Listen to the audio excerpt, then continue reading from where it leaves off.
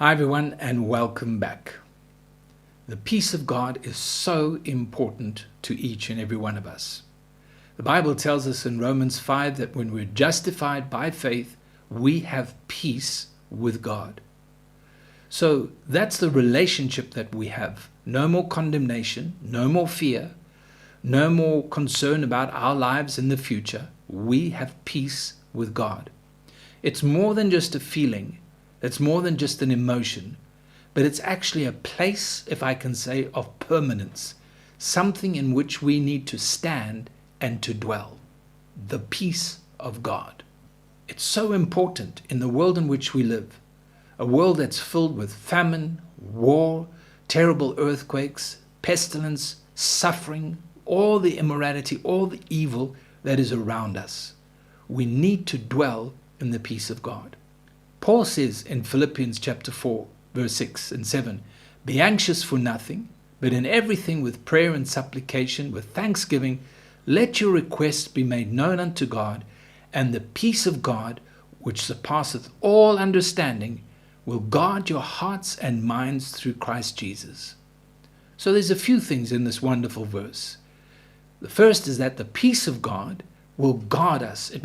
The word literally means to be a garrison. In other words, it will keep our mind in a fortress of protection. That is the peace of God. As we continue day by day to cast our cares, our anxieties, our worries, our concerns upon Him, it enables us to stay in that garrison. And that peace will protect us and keep us. So that's something we have to do.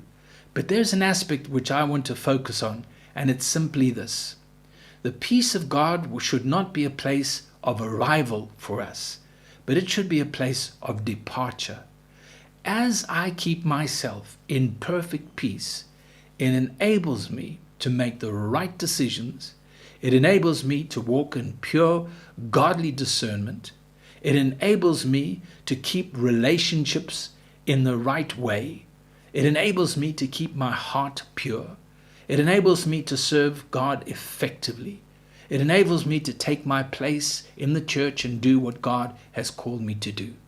The peace of God is the launching pad.